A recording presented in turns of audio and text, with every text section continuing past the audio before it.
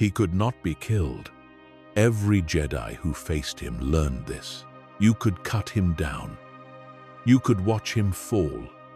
You could stand over his broken, shattered body and believe for just a moment that it was finally over. And then he would rise. His skin was gray and cracked. His bones fractured in places too deep to count. His body was visibly, completely, catastrophically destroyed. And yet, he walked through it. He hunted through it. He killed through it, held together by nothing but the dark side of the Force flowing through his wounds like electricity through broken ground. No Jedi in the galaxy had an answer for him. No blade, no strategy, no amount of courage or light side power made any difference. He was the Lord of Pain. He was Darth Sion, and he simply could not be stopped. Until one person asked him a single question, and he chose to die. Not in defeat. Not because he was overpowered. He chose it. Quietly, deliberately, with a dignity that his entire life had never once afforded him. The most unkillable being in the history of the Sith decided, in one still moment, inside a crumbling academy on a dying world, that he was done. That surviving was not the same as living. That the thing keeping him alive had always been, at its truest level, his cage. This is that story. And to understand why it matters, and why that single choice was the most radical act in the entire history of the dark side, we have to go back. Back to before the breaking. Back to when he was not yet a legend, not yet a weapon, not yet something the Jedi whispered about in quiet voices. Back to when he was simply a man. The records that survive from the years before the Jedi Civil War are incomplete at best and deliberately obscured at worst. The Sith who rose to power in that era were not interested in preserving their own histories unless those histories could be used as tools, as weapons, as myths that served the architecture of fear they were always building. Personal origins were weakness. Where you came from meant nothing compared to what you had become. And so the early life of the man who would be called Darth Sion exists mostly in fragments, in the whispers of those who claim to have known him before, in the ruins of records that survived the purges of that century, and in the things that Sion himself let slip in rare moments when his guard was almost down. What is known is this: he was not born powerful. He was not the child of some ancient Sith bloodline, not the product of a mystical conception or a prophesied destiny. He came from somewhere ordinary, a world that history does not name with any certainty, a life that left behind no monuments. He was simply a person once, the way all of them were simply people once, before the galaxy and its cruelties and the seductive logic of the dark side transformed them into something else. What changed him first was not the Sith. What changed him first was the same thing that changes most people who eventually find their way to the dark side. It was suffering, not the dramatic, operatic kind of suffering that the stories tend to focus on. Not the kind that arrives with trumpets and clear moral stakes, but the grinding, patient, deeply personal kind. The kind that teaches you, slowly and without mercy, that the universe does not care whether you live or die, and that if you want to survive it, you will have to learn to stop caring too. He was a soldier before he was a Sith. He fought in wars that ground men down to nothing, Wars where survival was not a function of courage or skill, but of something much harder to name. Something like a specific quality of stubbornness, a refusal to be the one who dies today. He was injured more than once, badly enough that most men would have stopped. He did not stop. He continued, not because he was heroic, not because he believed in any cause, but because stopping had begun to feel like a kind of surrender that his entire being refused to accept. It was in that refusal that the dark side found him. The dark side does not recruit the way the Jedi do. It does not send representatives to your door. It does not offer trials or structures or clear pathways. What it does, with a patience that is almost geological in its slowness, is wait. It waits until a person is worn down far enough that the defenses they built in more ordinary times have crumbled. It waits until the pain is loud enough that something inside a person breaks open, just slightly, just enough for something else to pour in. And what pours in is not evil. Exactly. What pours in feels, in those first moments, like strength. It feels like understanding. It feels like the first honest thing the universe has ever offered. That was what Sion found. Not a mentor, not initially, not a guiding hand or a philosophy, delivered in careful lessons.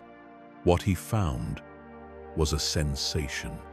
The recognition that his pain was not a weakness to be overcome, but a resource to be used. That every wound he had ever taken, every fracture, every scar, was not evidence of his vulnerability, but of his endurance. That the very fact he was still alive despite all of it meant something profound about what he was capable of surviving. This was the dark side's first gift to him. And like all of the dark side's gifts, it came with a price buried so deep in the fine print that he would not discover it for years. The price was this: that the strength he was finding was not his own. It belonged to something older and colder, and far less interested in his survival than it seemed. It belonged to an endless hunger that was only using his pain as fuel, the way a fire uses wood, consuming it completely, leaving nothing behind. He did not know this yet. In those first years, after the dark side found him, he knew only that he felt stronger than he ever had, and that the strength grew when he leaned into his suffering rather than away from it. He began to understand, with the particular clarity that the dark side offers its newest converts, that the galaxy was a place of pain, and that the only honest response to that truth was to become something the pain could not touch, not to transcend suffering, not to find peace, but to make suffering itself into armor.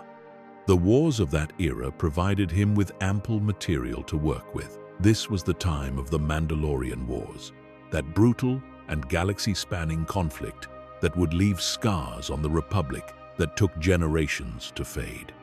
It was a war that radicalized a generation of Jedi, pulled them away from the careful philosophy of the Council, and sent them into the heart of a conflict that was, the Council had tried to warn them, not what it appeared to be. Most histories of the Mandalorian Wars focus on the figures who defined them. On Revan, who led the Jedi Crusaders into battle with a tactical brilliance that still inspires study. On Mandalore the Ultimate, whose ambitions and whose manipulation at the hands of deeper powers made the war possible. On the planets that were devastated, on the fleets that burned, on the individuals who were transformed by the grinding reality of total war. Sion was in that war. He was one of thousands of soldiers on countless fronts, a man who fought because fighting was what the moment required, who survived because survival had become, by that point, the single organizing principle of his existence. The Mandalorian Wars broke many people. It broke them in ways that were immediately visible, in ways that showed up in the eyes of veterans who could not sleep, in the silence of people who had stopped being able to explain what they had seen. It broke Sion too, but it broke him in a way that the dark side had prepared him for. Each new wound, each new defeat, each new horror that the war produced, he absorbed and converted. He turned it into fuel. He turned it into the kind of cold, focused hatred that does not burn hot, but burns long. By the time the Mandalorian Wars ended and the Jedi Civil War began, by the time Revan had fallen to the dark side and become Darth Revan and begun his own campaign against the Republic, Sion had already crossed a threshold that he could not uncross. He was deep in the dark side's embrace, not yet what he would become, not yet the Lord of Pain, not yet a figure that Jedi would whisper about in quiet voices, but something that was clearly moving in that direction. The capacity for endurance that had always defined him had been twisted by the dark side into something more, something that was beginning, in small and disturbing ways, to change the nature of his relationship with his own body. It was during the Jedi Civil War that he found, or was found by, the figure who would complete his transformation. Her name was Kreia, and she was one of the most complicated beings the Force had ever produced. A woman who had been a Jedi Master, who had been cast out from the order she loved and helped build, who had gone into the dark side, not out of appetite or ambition, but out of something that looked, from the outside, almost like grief. She had loved the Force, and the Force had disappointed her. She had loved the Jedi, and the Jedi had rejected her. And now she was building something new from the ruins of both of those loves, something sharp and calculated, and designed to wound everything that had ever wounded her. She recognized in Sion something that he had not yet fully recognized in himself. She saw the specific quality of his survival, the way pain had become so thoroughly integrated into his relationship with the Force that the line between the two had begun to dissolve. She understood what that meant, what it could be made into, what it already was. And she began, with the long patience that she applied to everything, to shape him. Under her influence, which was never instruction exactly, never the clean transference of knowledge from teacher to student, but something more like the slow application of pressure to a surface until it takes the form you want. Sion's relationship with the dark side deepened into something that had no precedent in the history of the Sith. He had always been able to survive things that should have killed him. Under Kreia's shaping, he learned why. And learning why gave him the ability to take it further than he had ever imagined. The dark side, at its most fundamental level, is an expression of will. It is the assertion of personal desire against the resistance of reality. The Jedi draw on the Force as a current that runs through all things, letting it move through them the way water moves through a channel, working with it rather than against it. The Sith impose their will upon it. They seize it and bend it and force it to serve them, drawing on emotions that generate the kind of intense personal energy the dark side feeds on: anger, fear, grief, hatred, pain. What Sion discovered, under Kreia's patient guidance, was that he did not merely generate the dark side through his suffering. He had learned to sustain himself through it. The pain he felt, the genuine, constant, overwhelming physical pain of a body that had been broken and damaged and scarred beyond what any ordinary being could endure, was not separate from his connection to the dark side. It was his connection to the dark side. Every wound was a channel. Every scar was a conduit. Every fracture in his flesh was a place where the dark side flowed through him, the way electricity flows through broken ground, seeking the path of least resistance. This meant something extraordinary and terrible. It meant that he could not die from his wounds. As long as he could feel the pain of them, as long as the suffering was real and present and ongoing, the dark side flowed through those wounds and sustained him. Healing was not a concept that applied to him in any conventional sense. He did not recover. He accumulated. Each new wound added to the architecture of pain that was simultaneously destroying him and keeping him alive, a paradox that would have been philosophically interesting if it had not been so viscerally disturbing to witness. By the end of the Jedi Civil War, Darth Sion was something that had not existed before. He was a being whose body was visibly, undeniably destroyed, and yet wholly functional. His skin was gray and cracked, marked by fractures that ran across him like fault lines in ancient stone. His eyes held the flat, cold clarity of someone who had passed through every threshold of physical suffering and come out the other side, not healed, but hardened. He moved and spoke and fought with the full capacity of a dark side warrior, while carrying a body that should, by any reasonable biological standard, have been a corpse.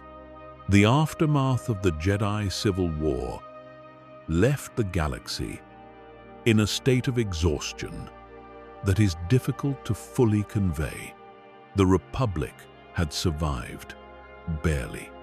The Jedi Order had been shattered, its ranks decimated by the war itself and by the events that followed it. Revan had been defeated and the Star Forge destroyed, but the victory was not clean. It never was in those years. Every triumph came wrapped in the kind of losses that made celebration feel hollow. And in the spaces that the war had torn open, in the silences where power had once been and now was not, something else was forming. Something patient and deliberate, built by a woman who understood, better than almost anyone alive, how to work with the architecture of catastrophe. Kreia had been many things by this point. She had been a Jedi Master, one of the most respected in her time. She had been cast out, rejected by an order that found her too unconventional, too willing to question the fundamental assumptions of how the Force worked and what the Jedi's relationship to it should be. She had gone to the Sith, not out of conversion exactly, but out of a kind of furious intellectual desperation. The conviction that the answers the Jedi refused to give her might be found somewhere in the dark. She had been cast out by the Sith as well. Eventually, for the same reasons. She was too independent, too unwilling to simply accept the dogma she was offered without testing it against everything else she knew. She took the name Darth Treya, a name derived from the concept of betrayal, which was not accidental. She had been betrayed by the Jedi. She had been betrayed by the Sith, and now she was building something that did not belong to either of them. Something that was designed in her most honest and deeply wounded moments, not to win the war between light and dark, but to end the war itself. To wound the Force so deeply that it could no longer shape the lives of ordinary beings the way it had always shaped them, binding them to conflicts they had not chosen, fates they had not asked for, The endless, grinding repetition of the same battle between the same forces across thousands of years of history. She gathered her instruments carefully. Darth Sion was the first, the most obvious, the one whose nature she understood most intimately because she had helped shape it. He was her fist, pure and sustained destruction in a form that could not be stopped, because stopping him required killing him. And killing him was, as any Jedi who had faced him discovered to their cost, essentially impossible. The second instrument she gathered was Darth Nihilus. If Sion was the most disturbing in terms of what his existence said about the relationship between pain and survival, Nihilus was disturbing in a way that operated on an entirely different register. He was a wound in the Force itself. He had survived the destruction of Malachor V, the catastrophe at the end of the Mandalorian Wars, by becoming something that could only be described as an absence. Where Sion sustained himself by channeling the dark side through his pain, Nihilus had no self left to sustain. He was hunger. He was need. He fed on Force-sensitive beings and worlds the way a sinkhole swallows everything around it. Not because he chose to, but because the alternative was the complete dissolution of whatever he still was. His mask was the only thing holding the memory of his face in place. Without it, there was nothing beneath but void. Together with Kreia, these two formed the Sith triumvirate. Three beings bound together by the logic of what they were and what they could accomplish, though the word together implies a harmony that was never fully present. What they shared was purpose, or at least the appearance of purpose. They shared a target. They shared, for a time, the same enemy. The enemy was the Jedi Order. The Jedi Order had survived the Jedi Civil War. But surviving and thriving are very different states of being. The Order that emerged from Revan's War was wounded in ways it could not fully articulate, depleted of numbers and resources, and the kind of institutional confidence that comes from long stability. The Masters who had watched the Mandalorian crisis unfold and argued against intervention had been partially vindicated by events. But vindication in those circumstances feels less like triumph and more like the grim acknowledgement that you were right about a disaster.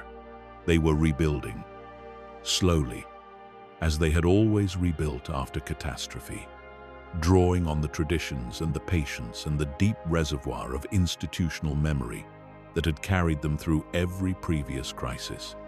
The triumvirate intended to ensure there would be no recovery this time. The plan that Kreia had been building, with the patience and the long view of someone who had been thinking about the architecture of power for decades, was not a military campaign in any conventional sense. It was not an invasion. It was not a war. It was an assassination operation on a scale that had never been attempted, targeting not a single person or a fleet or a planet, but an entire institution, the living tradition of Force knowledge that the Jedi carried in their bodies and their minds. Sion was the instrument of the physical dimension of this purge.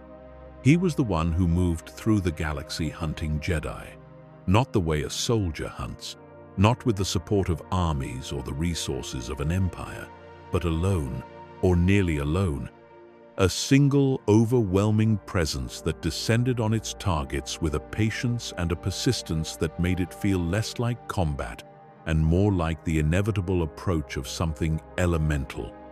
He could not be tired. He could not be worn down. Every wound they gave him became part of the machinery that sustained him, and every Jedi who faced him and fell gave the triumvirate another increment of progress toward their goal. The Jedi who faced Sion in those years faced something that the light side had no clean answer for. The dark side, in all its forms, can theoretically be confronted by sufficient strength in the light. A powerful enough Jedi connected enough to the living force, grounded enough in the traditions and the philosophy and the deep equanimity that the order cultivated across centuries could stand against almost anything the Sith had produced. But what the Sith had almost always produced before Sion were beings who could be killed. Even the most powerful Sith Lords, even the most extraordinarily capable dark side users, carried the fundamental vulnerability of biological life. They could be struck down. Sion could not be struck down. Not permanently. Every attempt to kill him became, in the moment of its partial success, another wound that he added to the collection.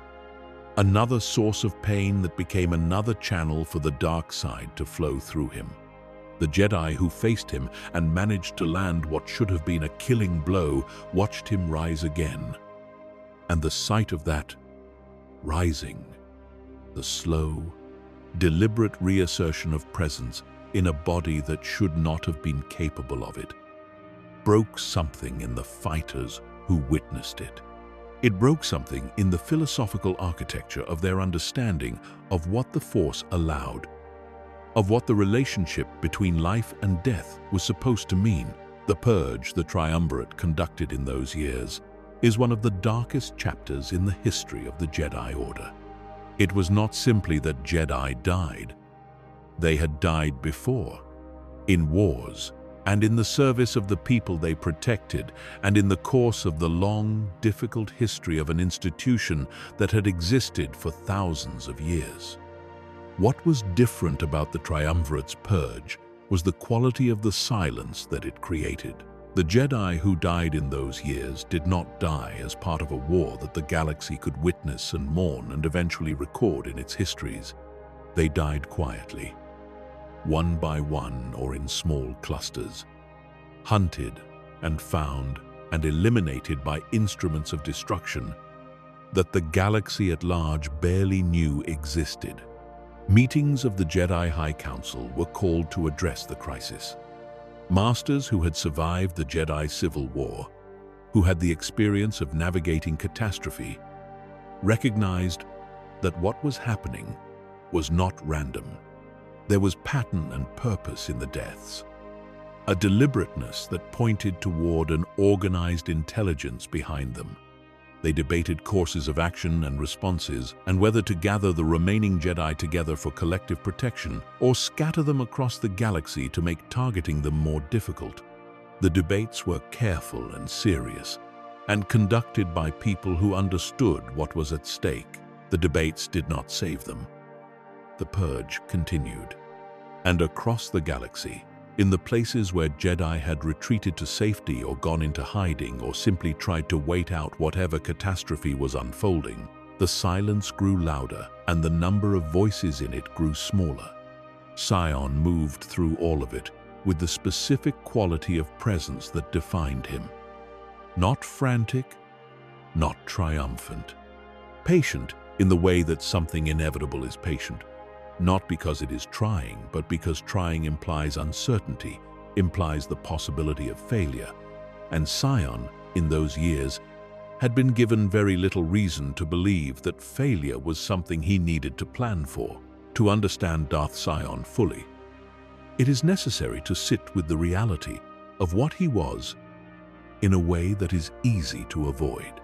The details of his existence, the specific physical reality of it, tend to be glossed over because they are deeply uncomfortable, and discomfort, particularly the sustained kind, is something that most tellings of stories instinctively move away from. But the discomfort is the point. The discomfort is, in a very real sense, the entirety of the point. His body was broken. Not in the way that a broken bone is broken, something that can be set and healed and returned to function. Not in the way that a wound is broken, something that closes over time and leaves a scar that becomes part of a story.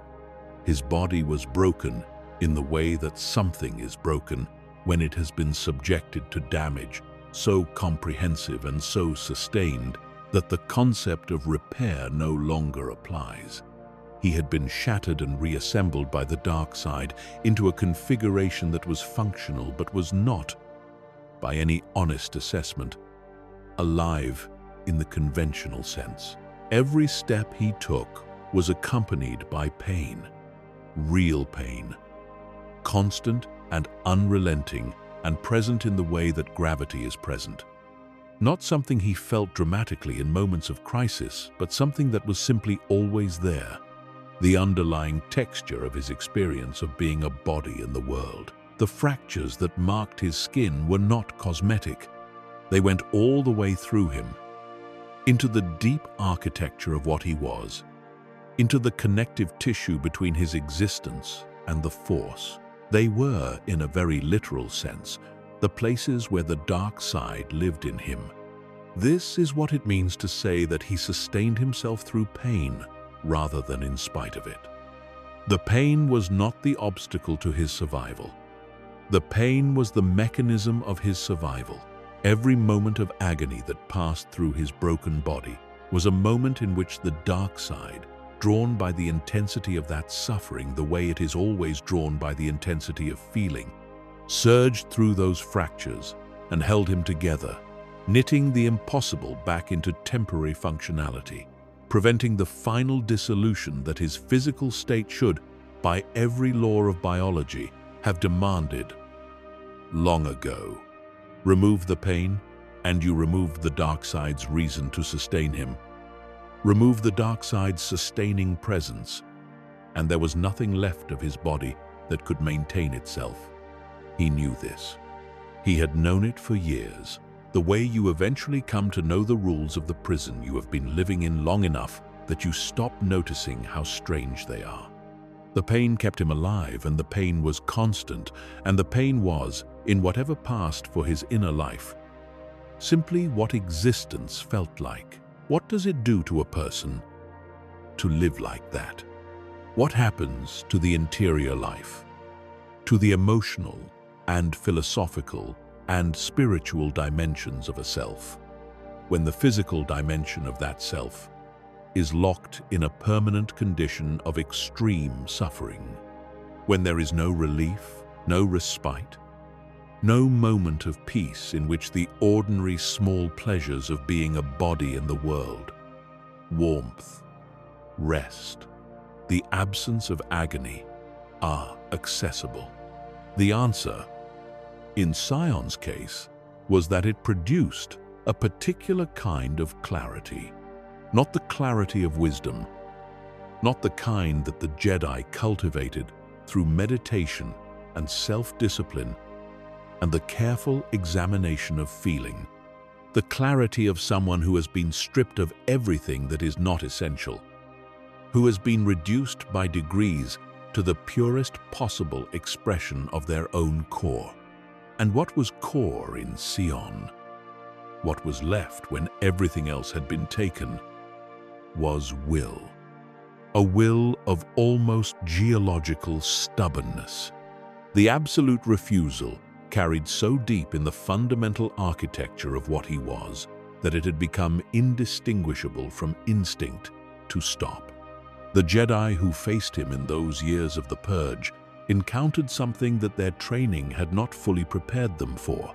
They were trained to face the dark side as an opposing force. Something that could be countered with the strength of the light. Something that could be met and overcome. They were trained to face Sith Lords as adversaries who were, despite the power of the dark side, fundamentally limited by the same vulnerabilities that limited any other living being. They could be defeated. They could, when necessary, be killed. Sion presented a different kind of problem. Not just because he could not be conventionally killed, though that was certainly a problem, but because facing him, really facing him, required sitting with the specific discomfort of what he was. A man who was suffering unbearably and had chosen to make that suffering into a weapon. A man whose existence was a sustained act of violence against the natural order of things, against the basic logic of what life was and how it worked. There was something about him that was more disturbing than mere power, more disturbing than the cold calculation of Nihilus or the wounded philosophy of Trier. He was disturbing in the way that pure, unrelenting endurance is disturbing. He made you ask, against your will, what it would take to break you, what level of suffering you would accept before you chose to stop. Most beings would choose to stop long before reaching what Sion had reached. That was, perhaps, what disturbed them most. The galaxy during those years was not entirely unaware that something was wrong. It could not be, not completely. Not when the Jedi who had served as its peacekeepers and its moral compass and its institutional memory for thousands of years were quietly vanishing one by one. People noticed the absences.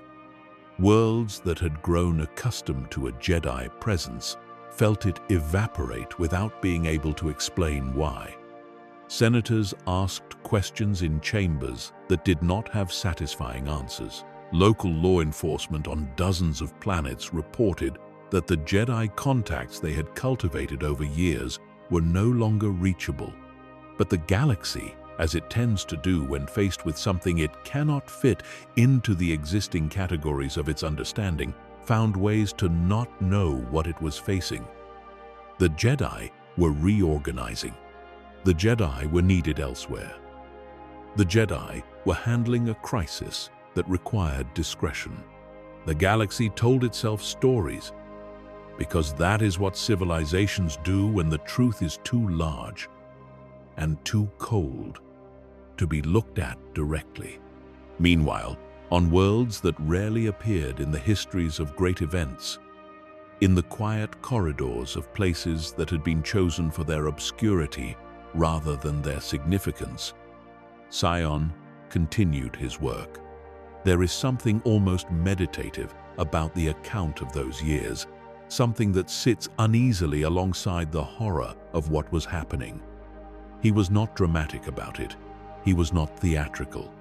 He brought to the hunting of Jedi the same quality that had always defined him: a simple, implacable commitment to continuing. He did not gloat. He did not announce himself. He arrived, and when he left, there was one fewer Jedi in the galaxy. Kreia watched. She measured. She noted each elimination with the attention of someone for whom every piece of data was relevant to a larger calculation that only she could see in its entirety. She communicated with Sion when communication was necessary, which was less often than most masters communicated with their instruments, because Sion required very little guidance. He was, in that sense, the most efficient thing she had made. He needed no convincing, no management of motivation, no careful cultivation of loyalty. His hatred of the Jedi and his commitment to his role within the triumvirate were as structural to what he was as his bones were, and far more durable. Nihilus, by contrast, required a different kind of management. His hunger was not directed. It consumed indiscriminately, and the challenge of working with him was always the challenge of pointing that hunger at the correct targets while preventing it from consuming things that were not meant to be consumed. Kreia managed him the way you might manage a force of nature, not by controlling it, but by being very careful about where you stood relative to it. She understood Nihilus with the same cold precision she applied to everything, and her understanding of him included the knowledge that he would, eventually, become unmanageable. That there was a point beyond which even her skill at working with dangerous instruments would not be sufficient. She did not share this calculation with Sion. She did not share many of her calculations with Sion.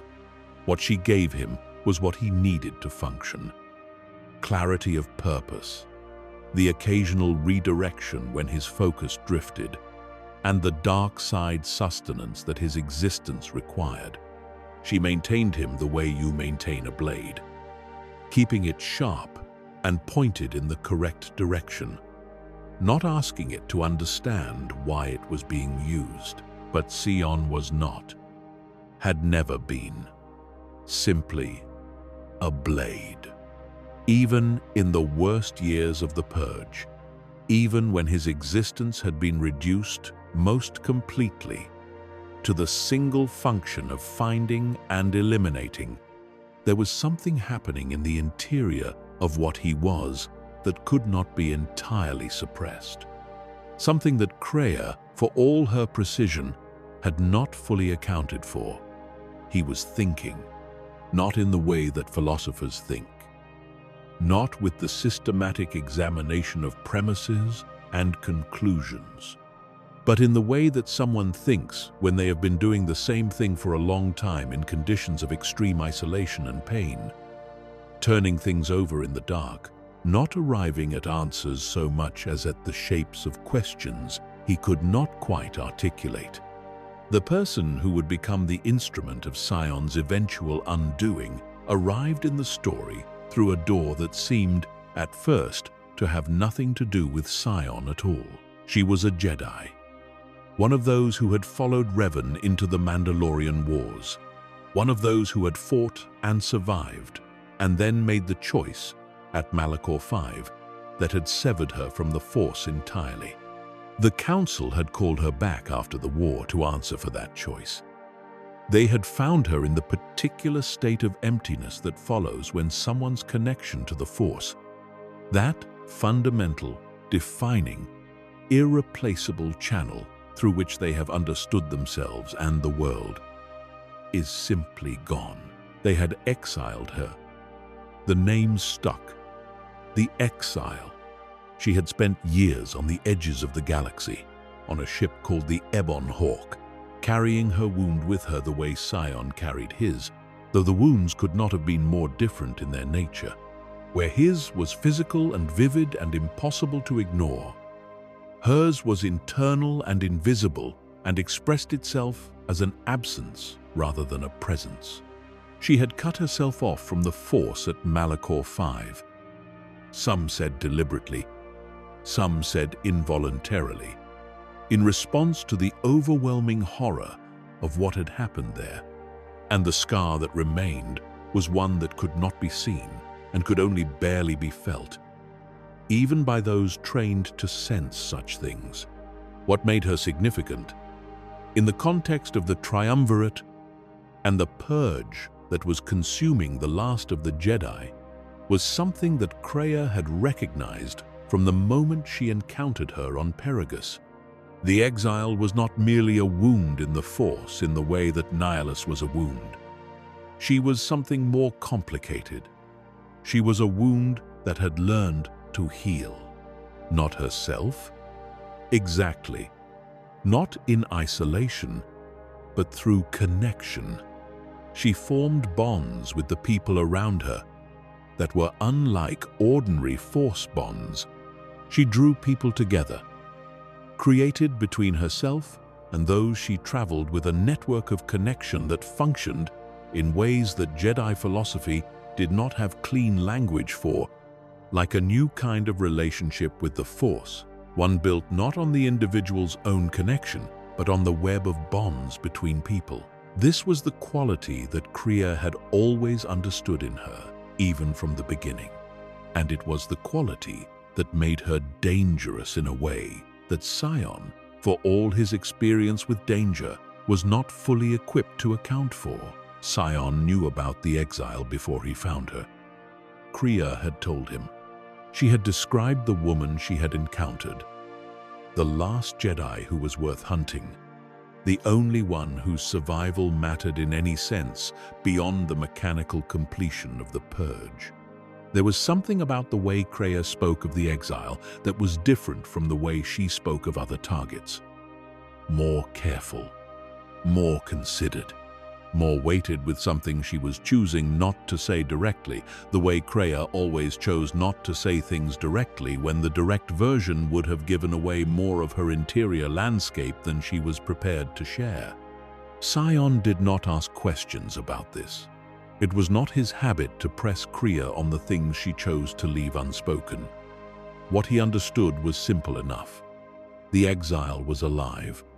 The exile was moving through the galaxy, surviving, finding the last of the Jedi, and connecting with them in ways that disrupted the quiet arithmetic of the Purge. She needed to be stopped. He went looking for her, and when he found her the first time, what he found was not what the years of the Purge had prepared him to find.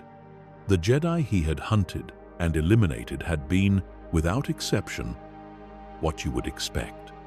Beings who faced him with the tools of their tradition, with the Force and the lightsaber and the philosophical framework the Order had given them, and who died when those tools proved insufficient against what he was.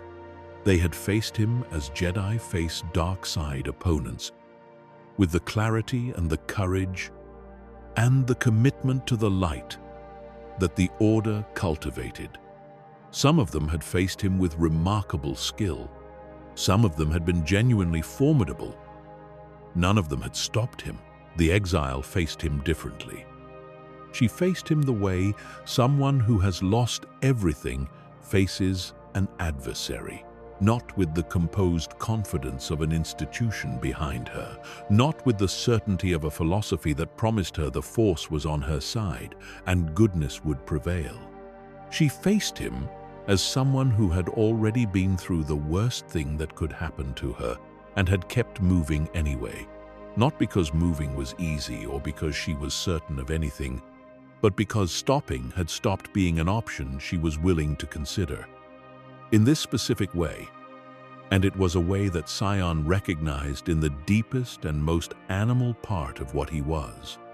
They were the same. He did not kill her. Not that first time, not the times that followed. He told himself he was prolonging the hunt because Kreia had implied she was important in ways he had not yet fully understood. He told himself there were strategic reasons to wait, to observe, to learn what she was capable of before committing to the final engagement. He told himself many things in the quiet that passed for his inner life, and none of them were fully true, and some part of him knew they were not fully true, even as he thought them. What was true was something he had no framework for acknowledging. What was true was that for the first time in longer than he could clearly remember, he had encountered something that felt in the most reluctant and unwelcome and absolutely unfamiliar way, like recognition. What Sion did not yet understand, could not yet understand with the information he had, was that Kreia was not simply his master. She was something more complicated than that. Something that the language of the Sith hierarchy, with its clear architecture of lord and apprentice, dominant and subordinate, did not have adequate vocabulary for. She was his maker in the sense that she had shaped him more thoroughly than he had shaped himself. She was his teacher, though teaching implies a kind of care for the student's understanding that was, in Kreia's case, always secondary to the care for her own larger project. And she was, in ways that he would only slowly and painfully come to appreciate, his opponent. Kreia had not gathered the triumvirate because she believed in the Sith. She had not assembled Sion and Nihilus around herself as instruments of dark-side conquest, though that was how it appeared from the outside and how it was convenient for her to let it appear. What she was building was something more personal and more radical than any Sith campaign. She was building a proof. She was constructing, through the people she shaped and the events she set in motion, and the catastrophes she cultivated with the careful hand of someone who genuinely understood how catastrophe worked. An argument that the Force itself was the problem. She had loved the Force once. She had loved it the way a philosopher loves a subject of study, deeply and personally, and with the specific vulnerability of someone who has let a thing become the organizing principle of their inner life. The Force, in Krea's philosophy of it, was not neutral. It was not simply a power that could be used for good or ill, depending on the intentions of its user. It was a living thing with something like preferences, something like will. And those preferences expressed themselves in the way it shaped the lives of the people connected to it. It pulled people toward each other and toward particular fates. It generated prophets and chosen ones and catalysts. It treated individual human beings with all their particular desires and fears and relationships and irreplaceable inner lives as instruments for its own purposes. Krea found this intolerable. She found it intolerable with the specific intensity of someone who had once accepted it completely and then, through a series of experiences that had broken her relationship with everything she had built her life around, stopped being able to. She had been a Jedi Master who believed in the Force's guidance. She had been cast out. She had been a Sith who believed in the dark side's honesty. She had been cast out again, and in the space between those identities, in the wilderness she had wandered without the structures that had previously given her life shape, she had arrived at a conclusion that was as cold and clear and devastating as anything the dark side had ever offered. The Force was using them all, and the only real act of freedom was to break the instrument through which it did so. The exile was central to this plan, in a way that Krea had not been direct with Sion about. The exile was not, for Krea, simply the last Jedi worth hunting. The exile was something closer to the most important person in the galaxy, to the closest approximation of hope that someone as thoroughly defended as Krea had become was capable of. She saw in the exile a potential that went beyond what any previous student had offered. The exile's wound, the severing from the Force, the particular way that wound had healed, into a new kind of connection built through bonds rather than through individual attunement, pointed towards something that Krea believed was genuinely new, something that might, eventually, allow what she wanted to accomplish. Sion was not part of this plan in the way he believed he was. He was useful, absolutely, and she maintained him with the same careful attention she applied to all her instruments. But he was not the point of the project. He was the distraction, the threat that kept the surviving Jedi occupied and afraid, while the real work happened in the space between Krea and the exile, in the long and complicated and deeply unequal relationship that Krea was cultivating between herself and the woman she had found on Perigus. Sion sensed this, in the way that people who have been shaped by someone always sense when the shaping has not been fully in their interest. He could not have articulated it precisely. He did not have the philosophical language for it, had never been the kind of person who examined his own inner life with the careful attention that such articulation would require. What he had instead was something older and more animal, an instinct, a hum of wrongness in the background of everything Krea told him, a sensation that the woman he served was not fully showing him the shape of what she intended. He served her anyway, because whatever she was concealing, whatever the full architecture of her plan was, the immediate purpose she had given him was still real. The Jedi was still the enemy. The exile was still a target. And Sion whatever else he was or was not, had always been very good at pursuing targets. The exile moved through the galaxy with the particular quality of someone who is learning their own nature in real time, making discoveries about what they are and what they are capable of in the middle of circumstances that do not allow for the luxury of careful reflection. She found the last Jedi Masters, those who had survived the Purge not through any extraordinary fighting ability but through the specific talent of not being in the wrong place when Sion arrived.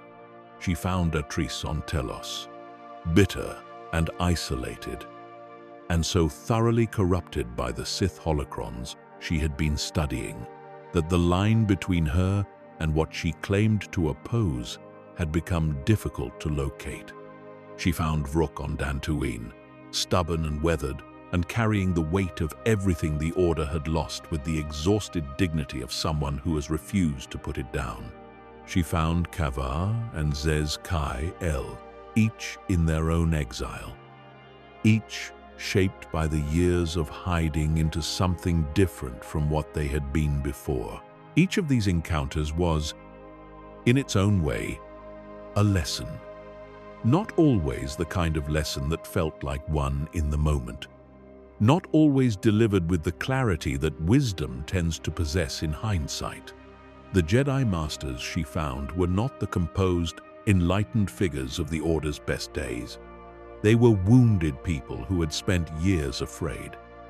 And fear had done to them what it does to everyone it lives in long enough. It had narrowed them, made them smaller and harder and less capable of the generosity that wisdom requires. They told her, in the end, what they genuinely believed, that she was a wound in the Force, that her very presence was a danger, that whatever she was not a Jedi, not truly, not anymore, and perhaps not ever again. She heard this. She continued anyway, because that quality, the quality of continuing despite being told you should not, despite being offered every reason to stop, was, as it turned out, the most important thing she had in common with the man who was hunting her. The encounters between Sion and the exile in those early stages of her journey through the galaxy have a quality to them that is difficult to describe without diminishing. They were not the thundering duels of the kind that appear in the histories of great conflicts, the kind where titans clash and destinies are determined in a single explosive engagement. They were something more like the preliminary movements of a negotiation between two positions that had not yet identified what they were negotiating about. He appeared. She survived. He retreated. She continued. And each time this pattern repeated itself, something shifted in the space between them. Something very small and very slow and completely invisible to anyone who was not paying the specific kind of attention that neither of them was, in those early stages, fully prepared to pay. Kreia watched all of it with the attention she gave to everything, which was total and which was always organized around the question of what it meant for her larger purpose. She watched Sion not kill the exile and filed the observation away. She watched the exile survive Sion and filed that away too. She continued her own work with the exile, the long and patient and extraordinarily complicated process of drawing someone deeper into trust that was not dishonest exactly, but was structured around purposes the other person had not been told about. She continued to be, for the exile, the closest thing to a guide that the exile had, the voice that offered explanation when the galaxy produced things that needed explaining, the presence that was simply always there in the way that a fixed star is always there. Not warm exactly, but reliable. And somewhere in the deep background of all of this, in the part of the story that no one was fully watching because everyone involved was watching the foreground so intently, the triumvirate was beginning. very slowly, very quietly, to fracture, not dramatically, not in a single decisive break. The fracture was more like the kind that happens in old stone, the kind that begins as a hairline and spreads over a long time through ordinary forces, through the weight of what it is carrying and the slow differential pressure of things pushing against each other. Nihilus and his hunger were becoming harder to direct.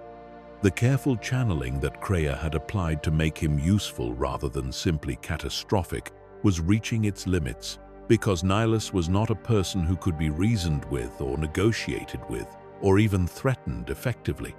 He was a force of nature that had once been a person, and force of nature is exactly what you get when you try to manage them with tools designed for people.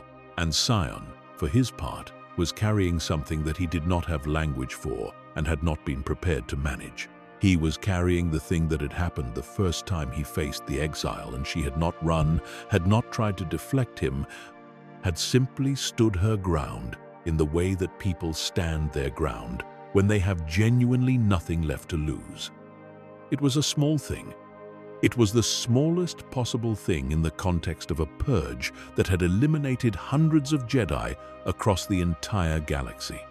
But small things, when they land in the right place, in the right person, at the right moment of that person's long and complicated trajectory, have a way of being much larger than they appear. He did not know, yet, what to do with it. He put it in the same place he put everything else he did not know what to do with, which was somewhere in the deep architecture of himself, where things went when they were too complicated for the instrument of pure will and endurance that he had become. He filed it away, the way Kreia filed everything, and returned to the work. But it was there. It had been placed. And unlike most things that are placed in a person who has made themselves as closed and as armored as Sion had made himself, it did not fade. It stayed. It sat in the dark of what he was, and it waited, with a patience that rivaled his own, for the moment when conditions would be different enough that it could become something. The purge continued. The galaxy continued. Kreia continued to move her pieces across a board that only she could see in its full dimensions. Sion continued to hunt, and the exile continued to survive. There is a particular quality to the darkness that exists inside a person who has lived as Sion had lived. A darkness that is not the same as the darkness of the dark side, even though they occupy the same space and often appear, from the outside, indistinguishable. The dark side is an external thing, something that flows through a person, something that can be accessed and directed and amplified, and, in theory at least, released. What lives inside Sion is something different. It is the accumulated sediment of years of a specific choice.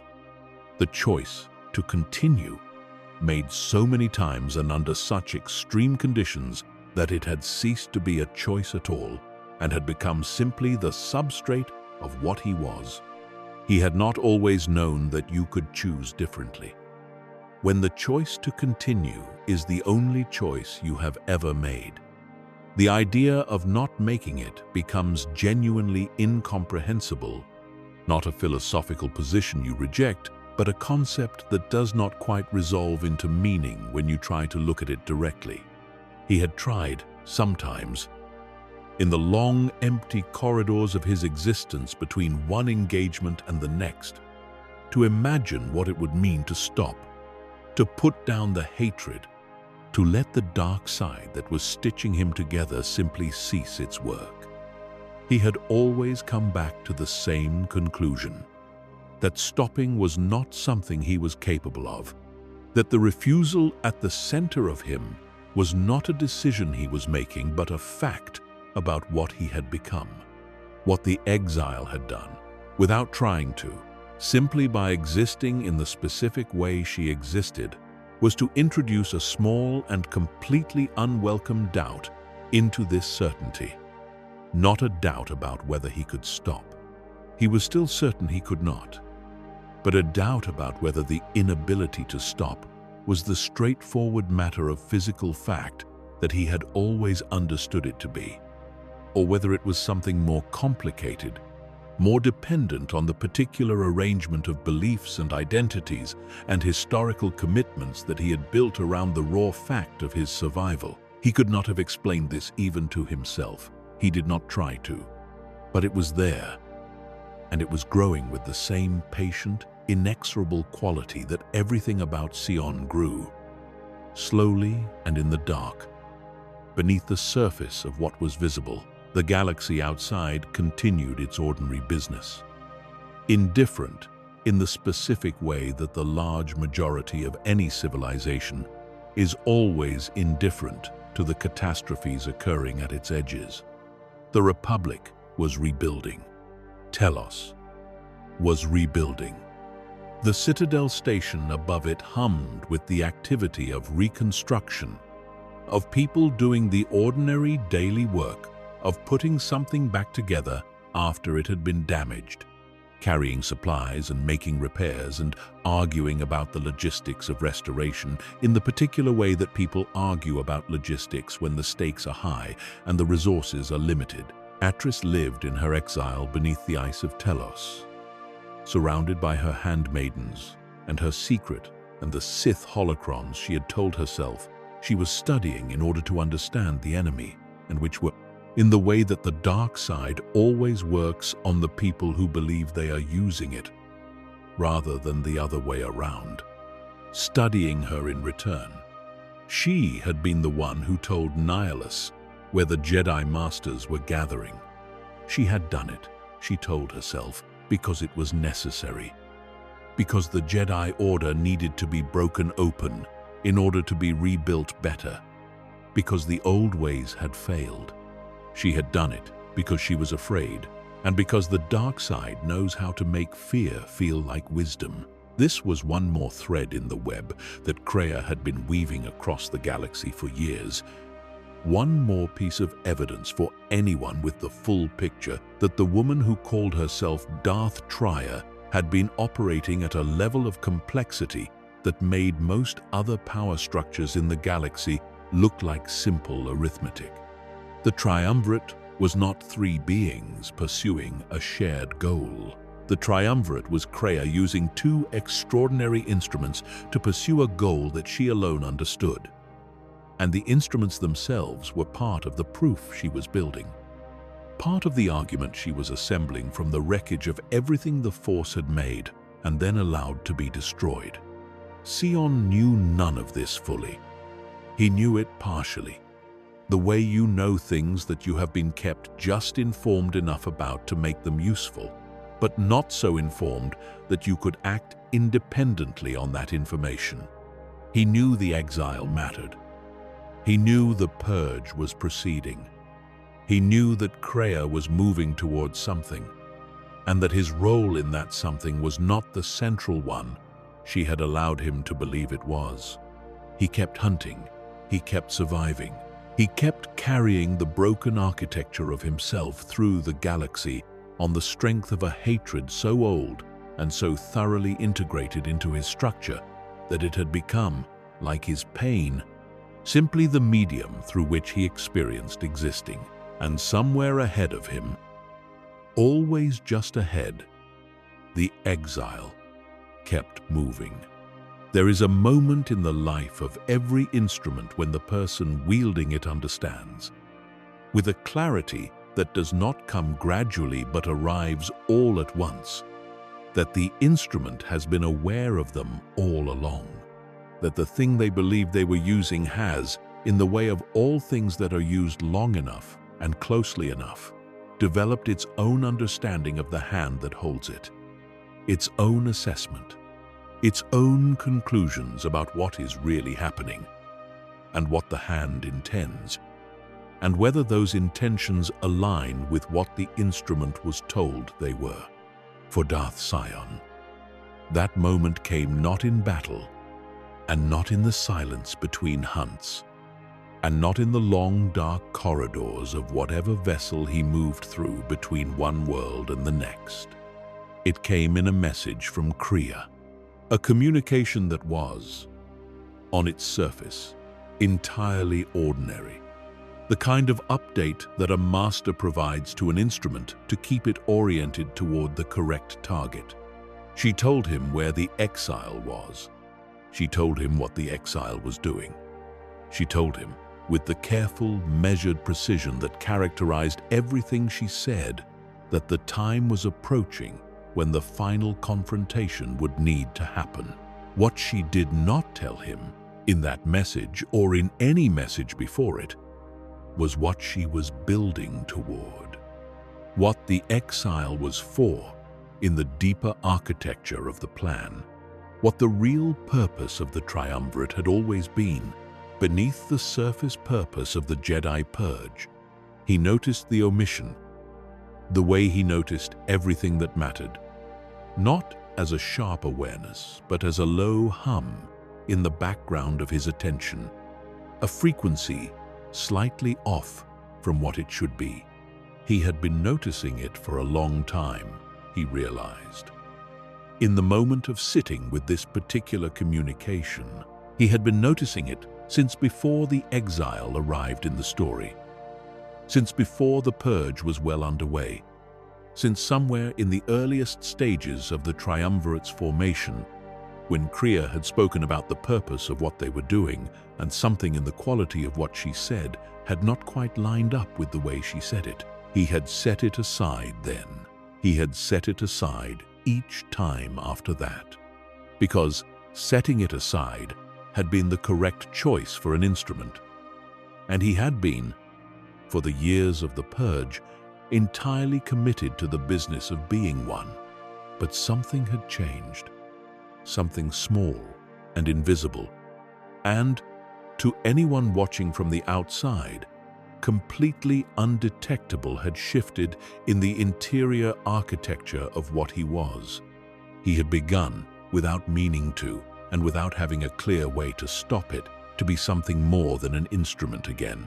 The exile had done this, not deliberately, not through any strategy or intention, simply by existing in his proximity repeatedly in a way that required him to see her, really see her, to engage with what she was, rather than simply with her function as a target. He did not know, yet, what to do with this. He did not have a category for it. He was not built for this kind of interiority, not anymore. Whatever interior life he had once possessed had been pared down over years of the dark side's company to the most essential functions, the ones that served his purpose. The things that remained inside him that served no purpose, that were simply there because they had always been there, because some residue of whoever he had been before, all of this persisted in the deep architecture of him, the way a faint chemical trace persists long after the substance it came from has been removed. Those things had not been attended to or developed or even acknowledged in a very long time. They were there, though. They had always been there. And now, in the strange, uncomfortable way of things long buried under pressure, they were beginning to make themselves known. Telos was where the exile found her footing. It was where Atris was. It was where the handmaidens were trained. It was where the last institutional memory of the Jedi Order, held in the form of secret archives, and the bitter, increasingly dark mind of the woman who had preserved them, still existed in some form. The exile went there, not because she was following a plan. She had never operated by plan in any conventional sense, but because the threads of her journey through the galaxy were pulling in that direction, the way the Force, even in someone whose connection to it was as complicated and wounded as hers, pulls toward the things that matter. What she found beneath the ice of Telos was a confrontation with something she had not expected. Atris had gone further than anyone outside those chambers had known. The Sith holocrons that she had gathered and hidden and studied had done their work, had done the patient, incremental, almost imperceptible work that the dark side does on people who believe they are using it as a tool without becoming subjects of it. Atris had become, without fully knowing it, what she had been trying to understand. The darkness had moved through the gap between studying something and becoming it, and she stood now in her frozen halls, surrounded by the evidence of a corruption that she could not entirely see because the thing doing the corrupting was using her eyes. The exile did not destroy her. This is a detail worth holding, worth sitting with for a moment, because the choices that define a person are often precisely the choices not to do a thing that circumstances seem to demand. Atris had, in a real sense, earned destruction. She had betrayed the Jedi Masters, whose location she had sold to Nihilus. She had allowed her fear and her resentment and her deep, wounded pride to be weaponized by forces she told herself she understood. The exile, who had every reason by the logic of the situation to treat Atris as an enemy, instead treated her as what she also was, which was a person who had made terrible choices from a starting point of genuine pain and had not yet been given the opportunity to make a different one. She gave her that opportunity. She pulled Atris back from the edge she was standing on, not with power, not by proving herself the superior combatant, but with something the dark side does not have and cannot replicate. A kind of recognition, the specific, rare quality of one person seeing another clearly enough to reach past the armor of what they have become to whatever is still living beneath it. This was what Kreia had seen in the exile from the beginning. She could reach people. She could find the thread of something genuine inside, even the most defended, most damaged beings she encountered, and she could pull it. The severing from the Force had not removed that quality. In the strange alchemy of that particular wound, it had intensified it. Sion encountered her again on Korriban. The ancient Sith world, graveyard of empires and breeding ground of the dark side, was one of the places where the last remnants of whatever structures the Triumvirate had built were still maintaining themselves, the places where the dark side was so thoroughly soaked into the stone and the soil and the air that it functioned almost as a living presence, sustaining the mechanisms that Sion and Nihilus and Kreia had established there. The exile had reason to go there. Vrook was one of the last masters, and finding the last masters was the thread she was following through the galaxy, the one that Kreia had given her. And that was, like everything Kreia gave, both genuinely useful and designed to serve purposes the exile had not been told about. He was waiting for her.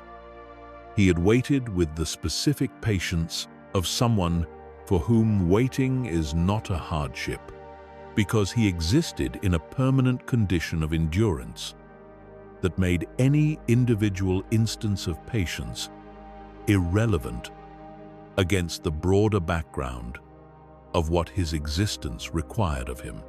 He watched her move through the tombs of the ancient Sith, watched her navigate the trials that Korriban places before anyone who enters its depths with the specific awareness that the world is testing them, and has been testing everyone who has ever walked its surface for thousands of years. He watched her do this with the calm competence that she brought to everything, not effortlessly, not without struggle, but with that quality of persisting through struggle that he understood better than almost anyone. When they faced each other this time, it was different, not dramatically, not in any way that would have been visible to someone watching from the outside. But in the space between them, in the particular quality of attention they were paying each other. Something had shifted from the previous times. He was looking at her not only as a target. She was looking at him not only as a threat. She spoke to him. This was unexpected. The Jedi he had hunted across the galaxy had, when they understood they could not defeat him in conventional terms, generally adopted one of two approaches. Either they ran, using whatever speed and force ability they still possessed, to create as much distance between themselves and him as the situation allowed, buying time, in the hope that something would change. Or they stood and fought with everything they had until the fight was over. None of them had tried to speak to him. None of them had attempted to make contact across the space between them, as though that space were not an engagement waiting to happen, but a gap that could, in principle, be bridged. The exile spoke to him the way she spoke to everything she encountered, with an attention that was more genuine than strategic, with a quality of presence that meant she was actually trying to understand what she was looking at, rather than simply categorizing it as threat or obstacle. She asked him what he wanted. She did not mean the obvious answer, the one about the purge and the completion of his mission and the death of the last Jedi. She meant the real answer, the one that lives beneath the answer you give when someone asks a question with an obvious expected response. He did not give her the real answer. He did not have access to it. Not yet. Not in a form that language could carry. What he gave her was what was available, what the surface of what he was could produce on short notice when pushed in a direction it was not prepared for. He gave her anger, which was not entirely dishonest. He gave her the specific cold quality of a person who has decided that being asked personal questions is a form of attack. He gave her the thing that had always served him when the situation required a response, but his interior was not cooperating. She let him.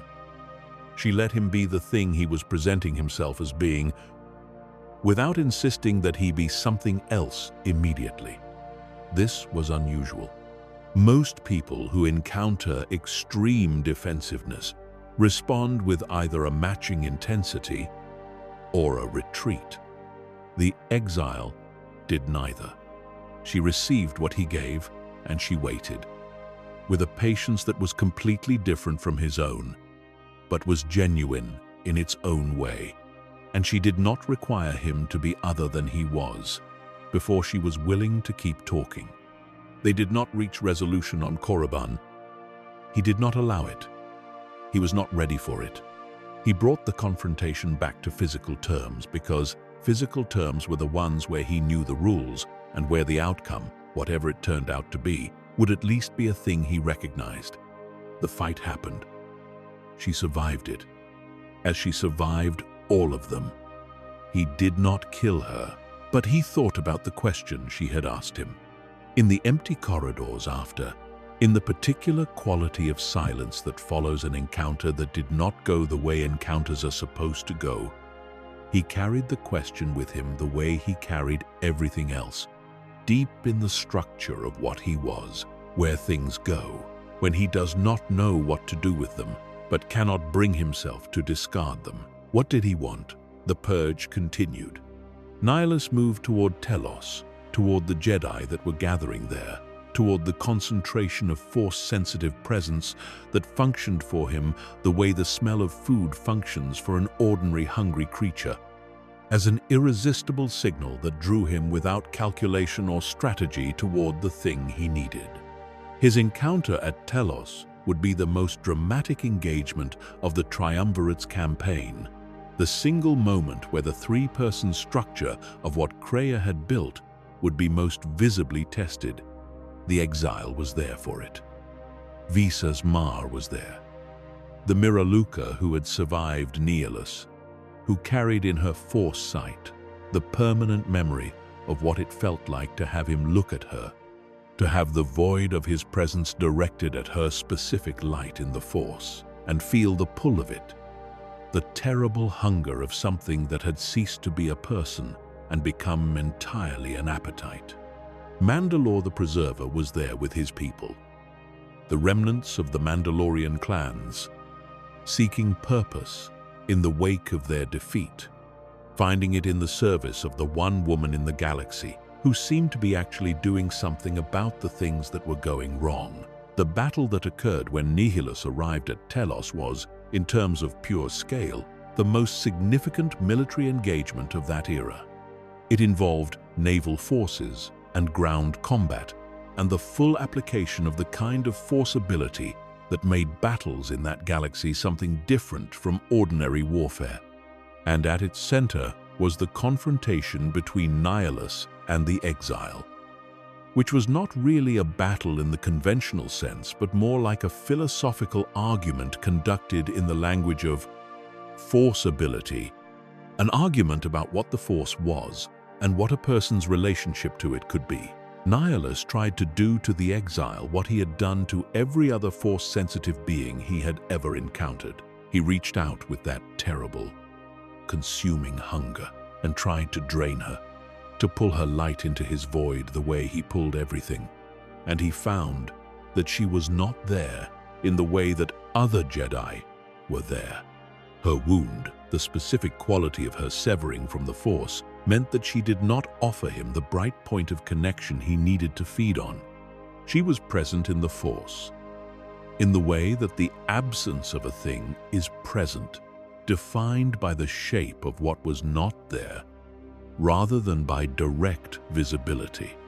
She was, in a very real sense, the one being in the galaxy that Nihilus could not consume, because there was nothing in her relationship with the Force that his particular hunger could get purchase on. This was not coincidence.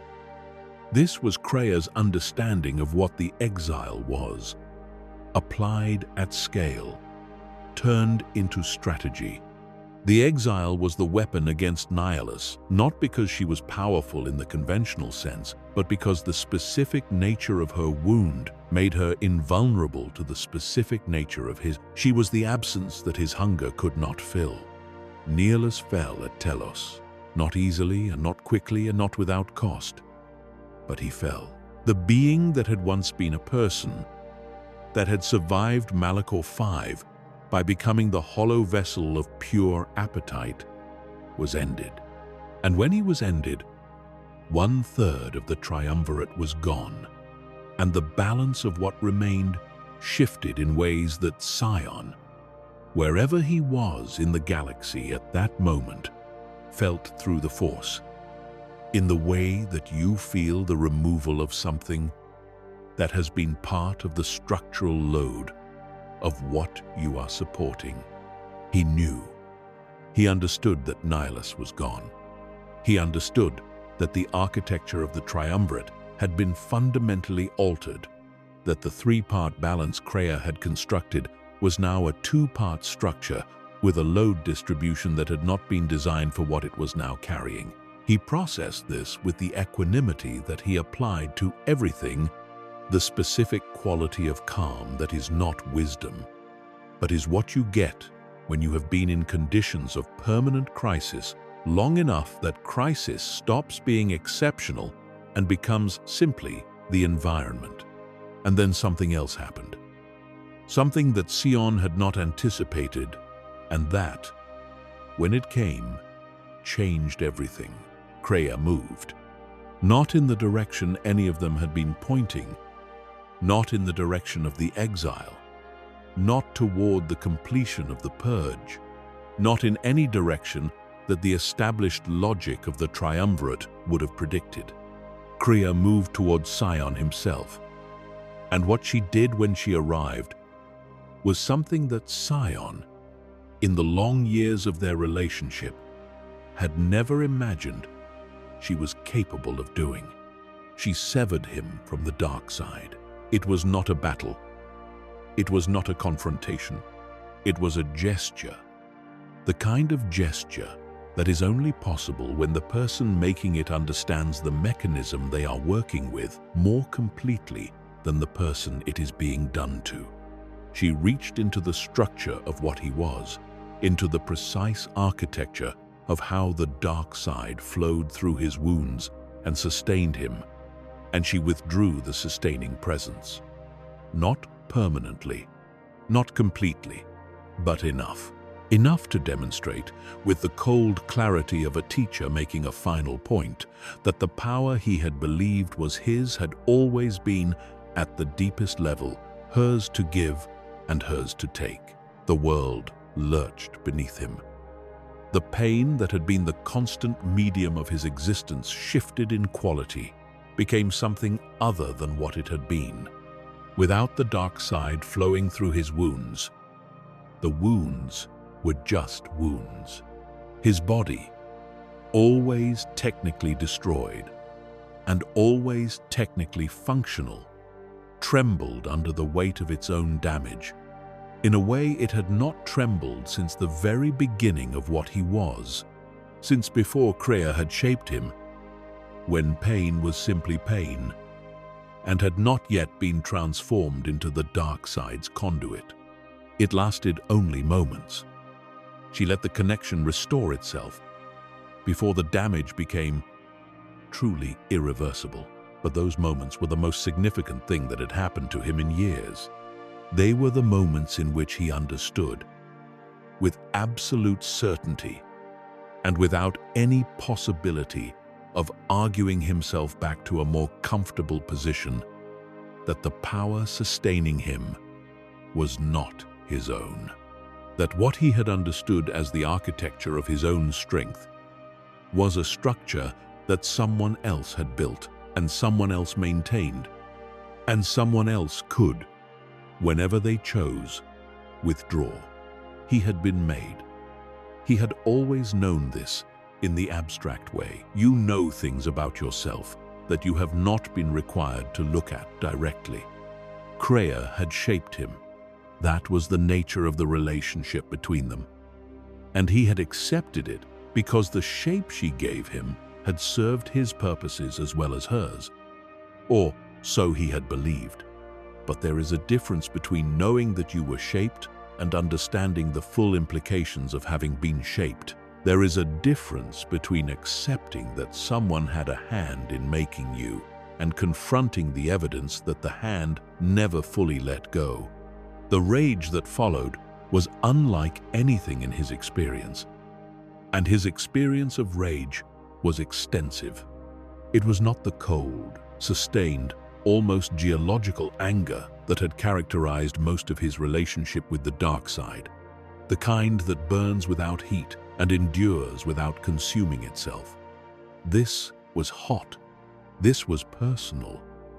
This was the specific fury of someone who has discovered that the most fundamental thing they believed about themselves was wrong, and that the person responsible for that wrong had been present and watching and managing the situation the entire time. He turned on Kreia. Not immediately, not in the moment of that first shocking demonstration of her power over him, but the turn was decided in those moments. The relationship between them, defined by a hierarchy he had accepted because it served him, was irreparably broken, not by the demonstration of her power, by the demonstration of her deception. She had not told him the truth. She had not told him the full truth about what the triumvirate was, or what his role in it was. She had shaped him and used him and maintained him the way you maintain any useful tool. And she had never treated him as someone who deserved to know what was actually happening. This was the wound beneath the wound, not the power she had over his survival, not the manipulation of the dark side connection he had believed was wholly his. What cut deepest, what the rage that followed was actually about, was this. She had looked at whatever was still human in him and decided it was not worth addressing honestly. She had treated him as an object, as a function, as a thing to be maintained and directed and discarded when the time came, without the dignity of being told the truth about what he was being used for. Sion had no philosophical framework for dignity. He had never cultivated one. He had spent so long in the dark side's logic, where power is the only real currency and the strong shape. The weak and the distinction between a person and an instrument is entirely a function of force, that the concept of dignity as something separate from power had never been developed in him, the way it develops in people who have been treated with it. But the need for it was there. It had always been there. In whatever residue of himself had not been fully consumed by the dark side's alchemy, the need to be seen as something more than a function. She had not seen him that way. She had never seen him that way. And now he knew it with the clarity that comes from evidence rather than suspicion. And the knowing of it changed everything. He did not go after her immediately. He was not, for all his power and all his rage, someone who acted without strategic consideration. Kreia was still the most dangerous being he had ever encountered, not in terms of raw combat ability, but in terms of the complete and comprehensive quality of her understanding of the systems she operated within. Going after her directly, while the rage was hot and before he understood what she was actually doing and what she was actually moving toward, would have been exactly the kind of mistake she expected him to make, and he refused to give her even that small satisfaction. He went after the exile instead, not as an instrument following an assignment, not as a function completing its purpose. He went after her because she was the only other person in the current configuration of the galaxy who was genuinely relevant to what was happening, the only other person who was not simply a passive element in Kreia's calculations, but an active one, the only other person who, like him, was discovering that the relationship they had believed they had with the old woman who called herself Darth Trier was not the relationship they had actually been in. The exile had discovered it too. Kreia's betrayal of her had been different in its details, but identical in its essential quality. She had taken the exile further than the exile had realized, toward purposes she had not disclosed, toward a destination she had not asked for. She had shaped and used and maintained her as thoroughly as she had shaped and used and maintained Sion, and the exile, like Sion, had arrived at the truth of this through evidence rather than through disclosure. They met again, and this time the quality of the meeting was different from any that had come before. The chase of the purge years, the cold patience of a hunter following a target, the confused and confusing early encounters that had been something else without either of them having language for what they were, all of that had resolved into something simpler and more honest. They were both, in different ways, and from different starting points, and carrying wounds that could not have been more different in their nature. People who had been used by the same woman and who were now in the same position of needing to decide what to do with that knowledge. The exile did not offer Sion sympathy. She was not the kind of person who offered things because the situation seemed to call for them. What she offered was something rarer and more useful. The straightforward acknowledgement of what she could actually see. She could see that the being in front of her was not the simple instrument of destruction that the easiest account of him would suggest. She could see the rage. And beneath the rage, she could see the wound that the rage was covering. And beneath the wound, she could see something that had been there for a long time and had never been given the conditions it needed to surface. He did not make it easy for her. He had not built a life out of making things easy, and he was not about to begin in these circumstances. The defenses he had built across decades of the dark side's company were formidable, not because they were sophisticated, but because they were thorough, because they had been maintained under conditions that would have eroded most defenses completely, and because the thing they were defending was something he had not allowed himself to acknowledge having in a very long time. He pushed back. He attacked. He tried, not entirely without hope of success, to reduce the encounter to its physical dimensions, where he knew the rules. She persisted. Not aggressively, not by meeting his attacks with equal force and trying to overpower him. She persisted in the way that she persisted through everything, by remaining present, by continuing to see him, by refusing to take the easier interpretations of what he was giving her, and insisting instead on looking at what was actually there. He fell. She could have killed him in that moment. He was down, his body once again presenting the spectacle of visible destruction that always preceded his rising. His wounds reopened, and the dark side beginning its familiar work of stitching him back into function. She had her lightsaber. She had every tactical reason that the situation could provide to end it while ending it was possible.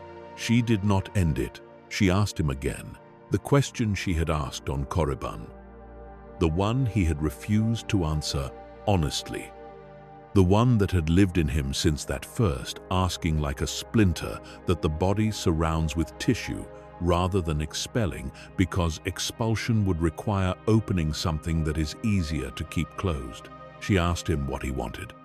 And this time, in the particular exhaustion that follows from a fight that has not resolved into victory or defeat, but into something more complicated, in the strange silence that the question created in the middle of everything that was still unresolved and urgent and demanding immediate attention, something in him did not immediately reach for the answer that was available. Something in him considered the honest one. He was on Malachor 5, the Wound World, the place where the exile's story had begun, and where, by Krea's patient design, all of their stories were now converging. The Sith Academy built into Malachor's ruins was the final stage of everything Krea had been building, the place where the Force's own dark gravity had pulled them all together. Sion was here. The exile was here. Krea waited in the Trias core. Between the exile and the core stood Sion. He had made a choice. Somewhere in the unexamined space between Korriban and here, between the moment the exile had asked her question and the moment they were standing in now. Not a dramatic choice, not one that had been preceded by a great internal debate in which he had examined the options and the arguments for each and arrived at a rational conclusion. The kind of choice that simply becomes apparent when the conditions are right. The way a shape becomes apparent in stone when enough of the surrounding material has been removed. He was going to make her stop. He was going to end this here, not because Krea had told him to, not because the purge required it, not because any of the purposes that had organized his existence for years demanded it. He was going to make her stop because the thing inside him that had been growing since the first time she refused to run from him was now large enough to be the thing doing the deciding, and what it had decided was that she could not be allowed to continue, not because she was a Jedi, not because she was an enemy, because she was the thing that asked the question, because she was the one who had looked at what he was and not looked away, and had kept looking until she found what was underneath it, and now he understood with a completeness that frightened him in a way that nothing physical had ever frightened him, that she could not be allowed to keep doing that, that if she kept doing that, something would happen that he had no framework for. And the thing he had no framework for was the most dangerous thing his existence had ever produced. He could feel it. The old hatred was there. still available, still structurally present in the way that something is structurally present when it has been the foundation of everything built on top of it for decades. But the hatred was not, in this moment, fully in control. Something else had gotten its hands on the controls.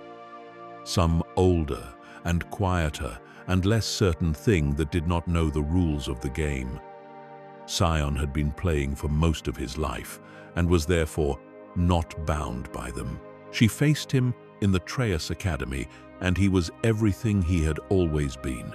The broken body sustained by the dark side. The will of geological stubbornness. The patience of something that has passed so far through suffering that the concept of stopping has become genuinely alien. He was all of that, still, completely, without pretense.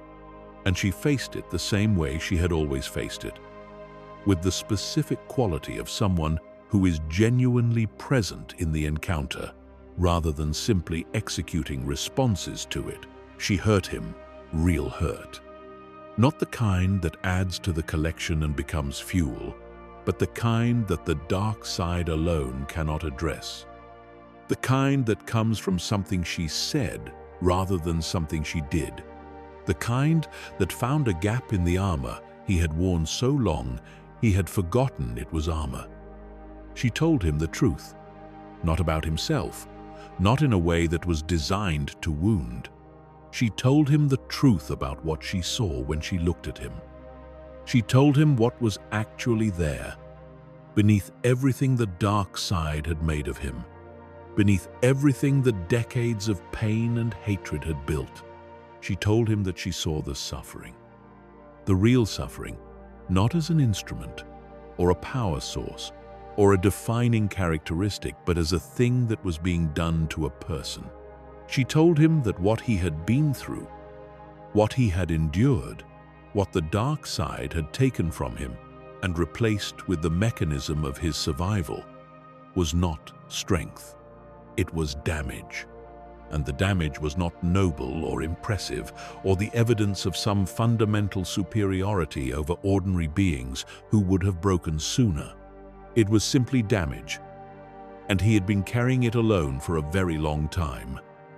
And it was, she thought, time to put it down. Something broke in Sion. Not a breaking that added to the collection. Not the familiar addition of new damage to existing damage that the dark side could root power through and convert into continued function. This was a different kind of breaking. The kind that happens in a structure when the thing that was holding it together is removed, and the structure, finally, honestly, becomes what it has actually been for a long time beneath the surface of its apparent integrity. He rose. He always rose. The dark side knit him back together with the efficiency of long practice, and he rose, and he faced her again, and she was still there, still present, still looking at him with that quality of seeing that he had no defense against. She said it again. Not the same words, not an exact repetition, but the same truth in different clothing. She told him that it was enough, that what he had done, what he had survived, what he had endured in the name of a hatred that had never actually served him, even at its most apparently triumphant it had never served him, was enough, that no one was asking him to endure anymore, that the galaxy, the force, whatever principle she was invoking that was larger and older than either of them, was not requiring him to keep going. He struck her down. She fell. He stood over her. He did not kill her. He could not explain this in the way that the most important things a person does cannot usually be explained.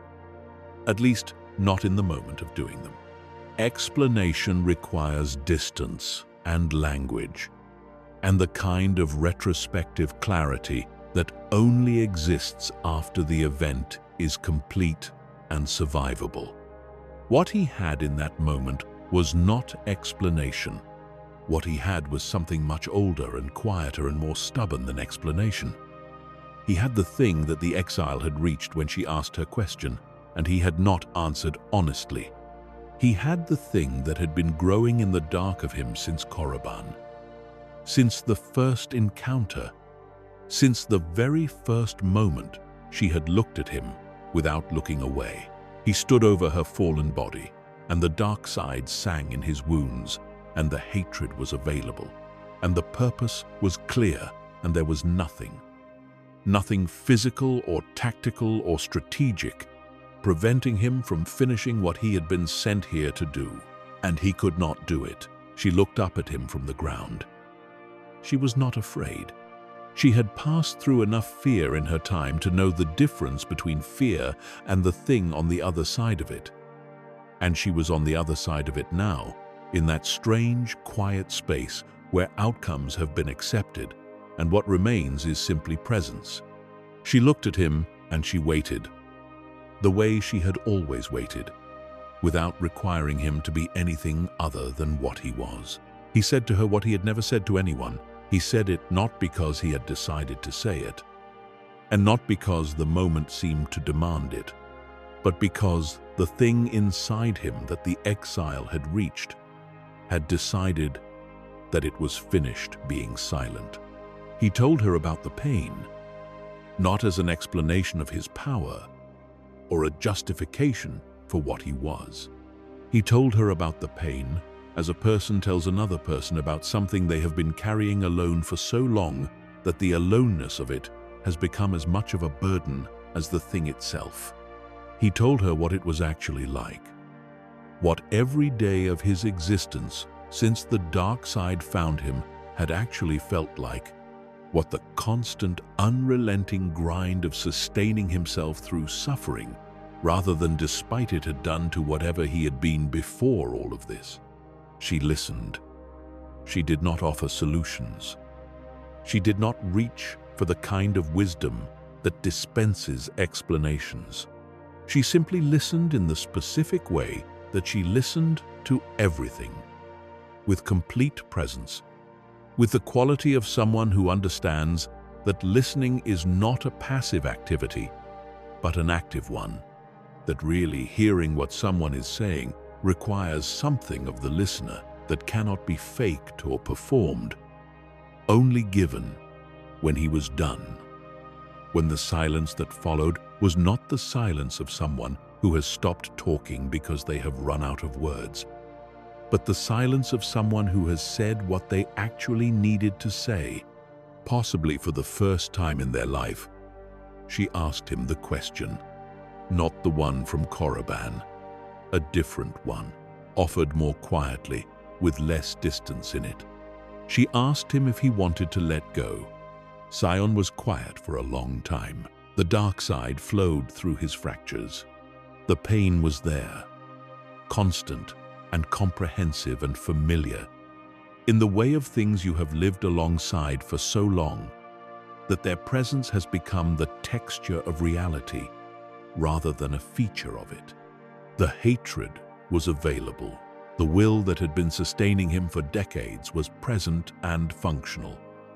The geological stubbornness that had gotten him through everything, through every wound, through every battle, through every moment when the intelligent choice would have been to stop and he had chosen not to. All of that was there. All of that was still him, still real, still the architecture of what he had become. He was not going to be talked out of that architecture by a conversation. Even this conversation, even with this person. He was not going to simply dissolve because someone had looked at him clearly. He was not built for that kind of dissolution. But there was something else. There had been something else for a while now. Something that had been growing in the dark of him, with the same patience he applied to everything. Something that the exile had found and named and brought into the light of the encounter. And the something else was saying, in the quiet way of things that do not shout, that the refusal that had been the center of him for so long was not the same thing as the desire to continue, that enduring and wanting were not the same thing, that the will to survive and the wish for more survival were not interchangeable, and that he had been treating them as interchangeable for so long that he had lost track of the difference.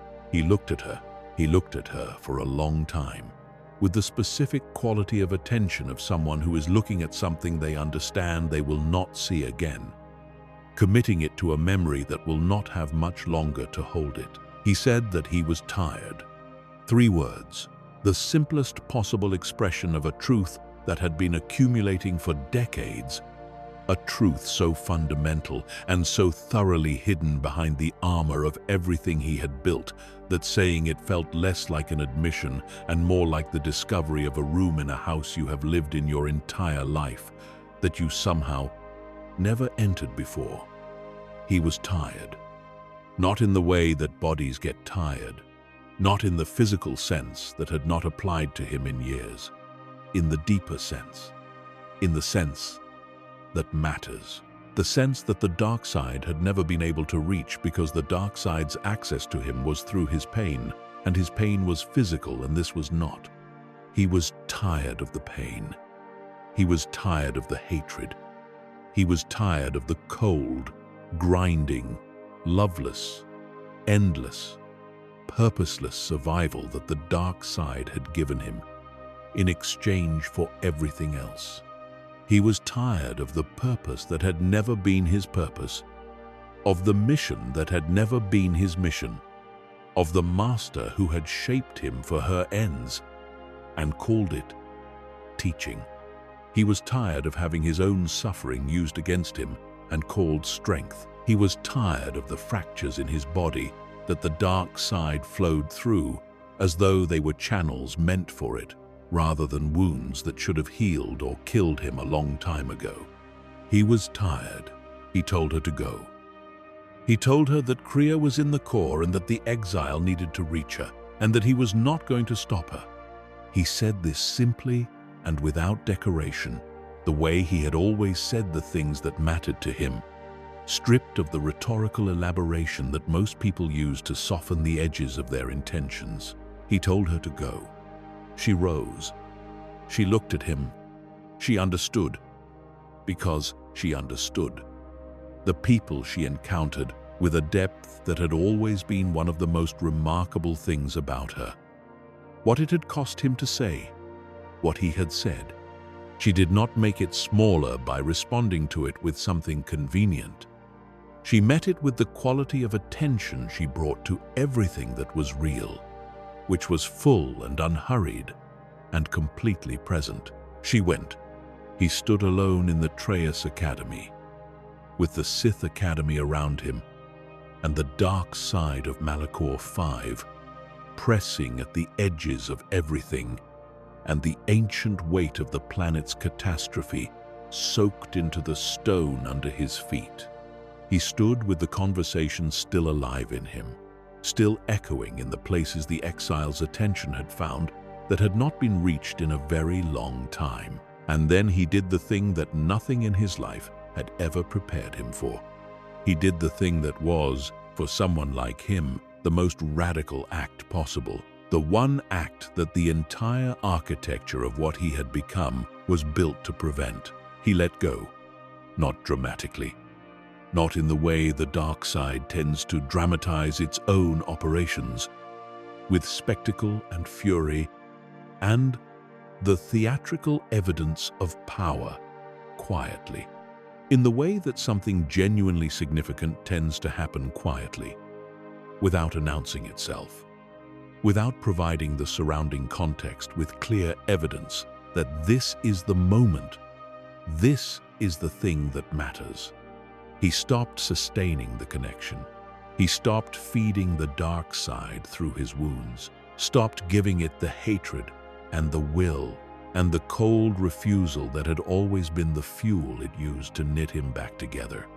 He stopped, and in the stopping, the dark side withdrew, because the dark side does not remain where it is not invited. does not linger in the places where the invitation has been retracted. It withdrew, and what was left was simply a body, the actual physical reality of what decades of damage had done, without anything supernatural to maintain it. In defiance of what physics and biology and the ordinary rules of existence demanded, the pain changed. It became, for the first time in as long as he could remember, simply pain, not a resource, not a power source, not the fuel for an immortality that was never really his, just pain. The honest experience of a body in the final stages of the damage it had accumulated, the straightforward biological communication of a system shutting down in the order that systems shut down when they are no longer being sustained against their nature. He sat down. This is a detail that matters. He sat down in the ancient Sith Academy on the wound of a world that had never healed, and he let the ordinary physical reality of what he was take over from the extraordinary supernatural maintenance that had been overriding it for years. It was not peaceful in any conventional sense. There was no euphoric dissolution, no warm light, none of the imagery that the easier accounts of death tend to reach for when the subject is someone who is being redeemed by it. It was simply the cessation of something that had been continuing far longer than it should have. The ending of a defiance that had been, at its core, always defiance of himself, more than of anything outside him. The Force received him. This is the honest account of what happens to even the darkest of dark side users when they genuinely surrender to it at the end. The Force receives them, not with approval or absolution or the erasure of what they were and did, but with the fundamental, impersonal, deeply real recognition of something returning to the source it came from. He had used the Force as a weapon against itself for decades, had twisted the dark side into the mechanism of an existence that should have ended 100 times. And now the Force simply took back what it had always known was temporary. The way the tide takes back what the wave has momentarily claimed from the shore. Darth Sion was gone. What remained was the Academy and the dark and the sound of the exile's footsteps moving toward the core, toward Kreia, toward the final confrontation that would determine what the Force was and what it would be allowed to do to the people caught in its current. What had happened in that moment in the Treyas Academy was genuinely without precedent in the history of the Sith. None of them had arrived at the end of their power and their purpose and their existence and decided from somewhere inside themselves that was not the dark side and was not the calculation of advantage and was not even the exhaustion of someone who has run out of options to let go. None of them had made the choice that was, in the most fundamental sense, the one thing the dark side cannot make for you. The choice not to continue. Sion had been the purest embodiment of that teaching. He had taken survival further than anyone before him, had made the refusal to end so complete and so thorough that even the universe's ordinary physical processes could not claim him. He was the dark side's greatest expression of its own core commandment. And then he had chosen to stop. What the exile had found in him, she found not by being stronger. She was not stronger than Sion in any conventional sense. She found it by being the right kind of person in the right kind of moment, by asking the question that reached past the instrument to the person, "What do you want?"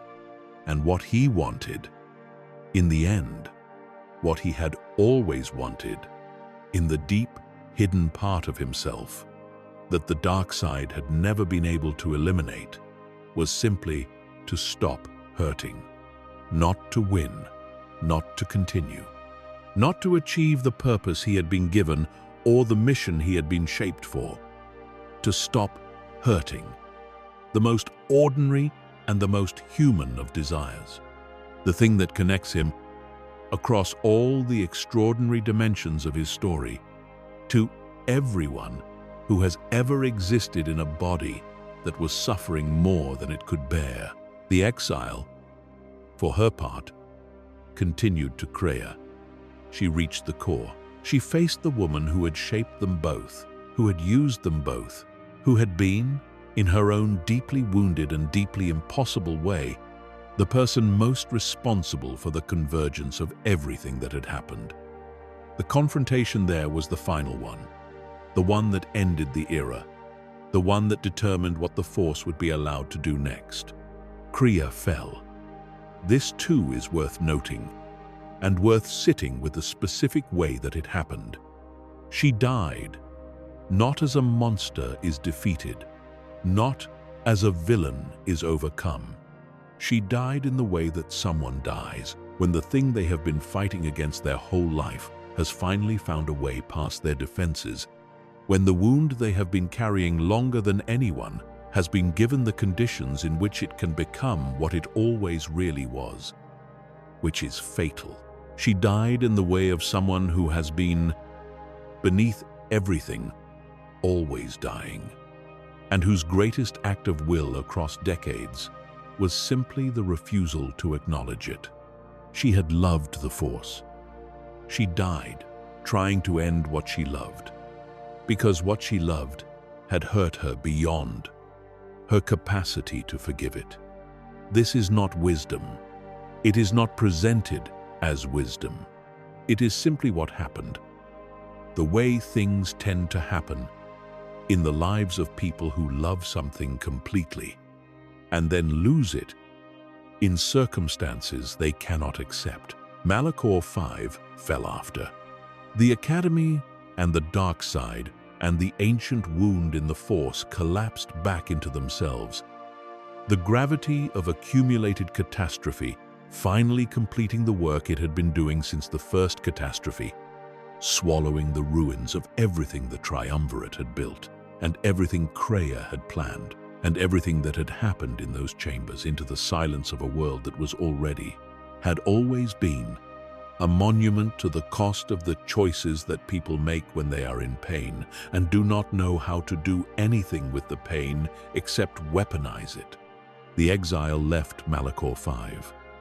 She left carrying everything she had found there, all of it, the truths and the questions and the grief and the complicated tangle of what it means to have been shaped by someone who did not tell you the full truth and to have loved them anyway, and to have lost them in circumstances that do not allow for the kind of clean resolution that grief prefers. She left. He had died as he had lived, alone, in pain, in a place defined by the dark side's presence and its costs. But he had chosen it, and in that choice he had done something that none of the Sith before him ever managed. He had, at the very end of everything, been the one making the decision, not the dark side, not Kreia, not the mission, or the purpose, or the instrument. Him, whatever remained after all the years of transformation and suffering, whatever the residue was of the person who had existed before the dark side found him, that residue had made a choice. And the choice had been, in the most fundamental sense, his own. The galaxy moved on. It always does.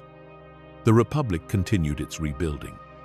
The Jedi Order continued its recovery, slower than anyone hoped, and faster than anyone had a right to expect. The worlds the Triumvirate had touched began the long, unglamorous work of returning to some version of normalcy. The name Darth Sion appeared in the histories eventually assembled from the scattered records of that era. It appeared as a fact and a warning, the kind of historical figure cited not as an inspiration, but as evidence. Evidence of how far the dark side can take a person when the conditions are right. Evidence of what pain can be converted into when there is nothing else available to work with. Evidence of the specific kind of damage done when power is allowed to substitute entirely for care. When an instrument is shaped and used without ever being addressed as a person. But the histories do not capture the moment in the Trajas Academy. They note that Darth Sion died there. They do not capture the conversation. They do not capture the question or the answer or the thing that passed between the exile and the Lord of Pain in the quiet before the end. Some things resist being recorded. Some things live only in the space between two people, in the quality of attention that one person pays to another, and the response that attention draws out of places long thought inaccessible. The conversation in the Trajas Academy was one of those things. It happened, it mattered, and then it was over, and the galaxy moved on, and the silence where it had been was simply silence. The Sith had never understood this. The will to continue is not the same as the desire to live. Endurance is not the same as meaning. A person who has survived everything has not necessarily found a reason for the survival. And without the reason, the survival is just the continuation of a mechanism that no longer knows why it is running. Sion had been given, in that quiet exchange in the academy, something he had not known he needed. Not the permission to lose, the permission to put down what he had been carrying and acknowledge that it had always been too heavy. The Lord of Pain chose death, not as a defeat. He chose it the way a person chooses to put down something they have been holding for too long. Not because they were forced to, and not because they had no choice, but because they finally understood that holding it was a choice, had always been a choice, and that choosing differently was something they were allowed to do. He had been allowed to stop. He stopped, and the galaxy, which had no ceremony for this particular kind of ending, which had no category for a Sith Lord who chose his own dissolution over the cold immortality of continued hatred, received him the way it receives everything that ends in it, without judgment, without memory, without anything but the vast, patient, indifferent acceptance of the Force, which takes back everything eventually, and asks nothing of the things it takes except that they come when they are ready. He was ready. The stars over Malachor 5 did not change. The dark side did not mark the moment. But something had happened there that the Force itself registered in the only way the Force registers anything.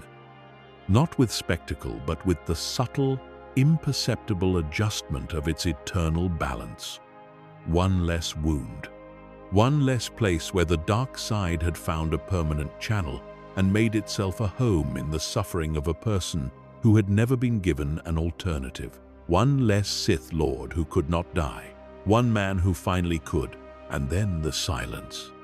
The deep, old, galaxy-spanning silence that follows every ending, that holds everything that ever was in the same indifferent dark, and offers nothing in return except this, that the silence is real and the ending was real. And whatever happened in the space between the beginning and the end, it was real too. Darth Sion was done. The pain was done. And somewhere in the Force, in the place where things go when the galaxy is finished with them, the man who had chosen to stop hurting had, perhaps, finally stopped.